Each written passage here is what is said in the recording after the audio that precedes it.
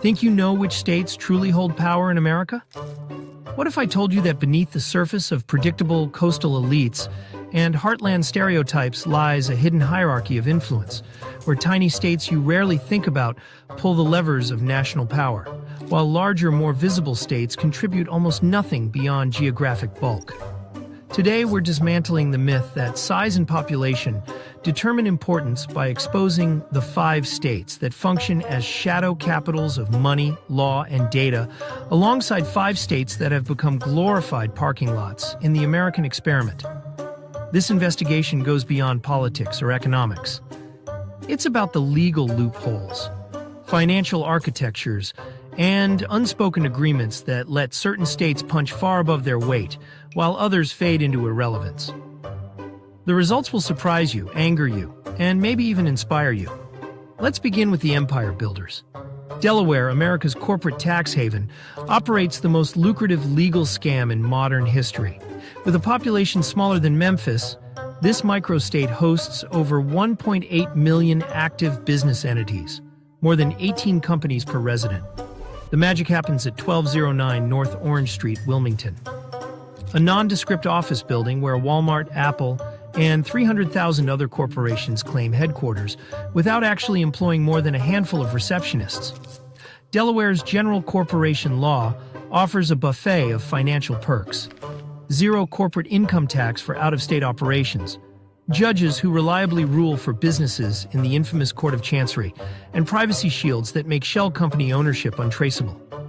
The state earns $1.4 billion annually from franchise taxes, its largest revenue source, while providing nothing but a mailbox to its corporate residents. Even more disturbing, Delaware actively markets these services to foreign oligarchs through offshore law firms, with recent leaks showing Russian arms dealers and African dictators exploiting the system. This is not just regulatory arbitrage, it's a sovereign nation's economy built on helping others evade sovereignty. Wyoming's transformation into the world's premier secrecy jurisdiction defies its cowboy mythology. While tourists snap photos of rodeos and bison, Cheyenne's capital complex processes 40,000 new anonymous LLCs annually, more than the state has high school graduates each year. The Wyoming LLC Act of 2010 created the perfect wealth cloaking device. No ownership disclosure, no annual reporting, and nominee services that make tracing assets impossible. A single address at 2710 Tomes Avenue, Suite 100, services 2,000-plus shell companies for clients including sanctioned Russian banks, FIFA officials implicated in bribery scandals, and Silicon Valley billionaires hiding divorce assets. The state even pioneered the series LLC, letting a single filing create infinite nested entities, a matryoshka doll of financial secrecy. All this happens while Wyoming maintains its last frontier branding, with ranchers and energy workers unaware their license plates now signify financial opacity more than Yellowstone visits. Connecticut's Gold Coast represents the most concentrated wealth ecosystem in the Western Hemisphere. The 18 square miles of Greenwich, Darien, and New Canaan house more hedge fund assets than all of California and Texas combined. Bridgewater Associates alone manages $150 billion from its Zen-inspired campus, while firms like AQR Capital and Point72 turn suburban office parks into financial war rooms. What makes Connecticut unique isn't just the wealth, it's the legal infrastructure protecting it. The state's trust laws allow Dynasty trusts to exist in perpetuity, with generations of heirs avoiding estate taxes through quiet trust provisions that keep beneficiaries ignorant of their own inheritances. Yale University's $41 billion endowment operates as a shadow treasury, investing in everything from Midwest farmland to Singaporean real estate, while enjoying non-profit status. Meanwhile, Hartford, the official capital, withers with pension crises and crumbling infrastructure, proving Connecticut serves 2 populations: the ultra-wealthy and those who service them. South Dakota's trust industry explosion reveals how radical legislation can rewrite financial geography. In 1983, Governor Bill Janklow abolished the rule against perpetuities, a centuries-old legal doctrine limiting trust durations. Today, $367 billion sits in Sioux Falls trust companies, more than the GDP of Denmark, protected by laws allowing zero state income tax on trusts, asset protection from all creditors, including the IRS, silent trusts that exclude beneficiaries from decision-making, and directed trusts separating legal control from economic benefit. This legal alchemy turned a state with fewer people than San Jose into the world's premier dynasty planning hub. The South Dakota Trust Company, founded by a former Janklow aide, alone administers $80 billion for clients, including Middle Eastern royalty and Chinese tech billionaires. All transactions occur in unmarked downtown offices, with no public records revealing the true owners, just annual fees flowing into state coffers. Nevada perfected Delaware's corporate playbook by adding layers of criminal immunity. While the Las Vegas Strip distracts with slot machines, Carson City's legislature built a corporate registry system, deliberately designed to frustrate law enforcement. Key features include no requirement to list managers or members for LLCs, bearer shares, letting ownership transfer via physical certificate, nominee services providing fake officer names for $100 per year, and state laws prohibiting cooperation with federal subpoenas.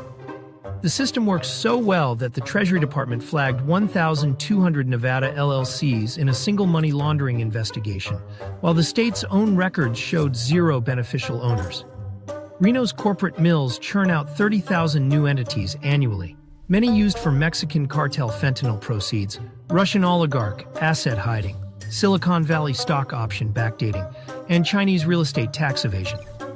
Now let's examine the states that have become economic and cultural nullities, places that contribute so little they barely register on the national consciousness. Idaho's irrelevance manifests in startling statistics. Despite being the 11th largest state by area, it ranks 39th in GDP, 42nd in Fortune 500 headquarters, 47th in federal research funding, and 50th in venture capital investment. The state's much-hyped tech corridor attracted exactly zero major tech HQs, while its agricultural output has been surpassed by Washington and Oregon. Even Idaho's famous potatoes now mostly come from other states. The Idaho potato brand requires just 51% in state content. The result is a scenic void where conspiracy theories flourish amid economic stagnation. New Mexico exists in permanent eclipse between Texas and Arizona. The state's defining institutions tell the story. Los Alamos National Lab, where 90% of employees live out of state. Spaceport America, with 0 active space launches in 2023. And Breaking Bad Tourism, where 82% of visitors do not spend the night. Albuquerque's film subsidy program collapsed after abuse scandals, while Santa Fe's art market shrinks annually. The state survives on federal welfare, accounting for 44% of revenue, and military bases that could relocate tomorrow. Rhode Island's decline into obscurity shows in its shrinking population. The only state with negative growth, a pension system that spends 20% of the state budget, a knowledge economy producing fewer patents than Boise, and a tourism industry dwarfed by nearby Cape Cod. Even Newport's mansions now serve primarily as climate change case studies, with flood insurance claims doubling since 2018. West Virginia's collapse transcends economics. It's a societal failure. The numbers speak brutally. Highest opioid mortality at 84.4 deaths per 100,000. Lowest labor participation at 55%. The only state where life expectancy declined pre-COVID, and 0% growth in GDP since 2010. The natural gas boom enriched out-of-state corporations, while leaving towns like Welch and Williamson in ruins. Charleston's political class focuses on culture wars, while the state hemorrhages youth and opportunity. Maine has become America's picturesque retirement home. Key indicators include having the oldest median age at 45.1, 100% of population growth from seniors, 0 Fortune 1000 companies, and Portland's foodie boom created just 3,200 jobs. The lobster industry faces climate collapse, while proposed wind farms languish in NIMBY lawsuits. Maine's future: selling $8 artisanal donuts to visiting New Yorkers until sea levels rise. The uncomfortable truth is this: America's power map does not align with its geographic or cultural maps.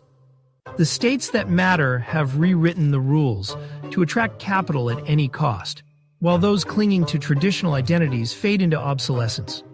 Whether this is brilliant adaptation or national rot depends on your perspective. But one thing's certain: the imbalance will only grow until the system breaks. Let us know in the comments which revelation shocked you most. And do not forget to like and subscribe for more uncomfortable truths about how America really works. Next week, we're exposing how 3 companies secretly control everything you eat. The story might ruin your next meal. See you then.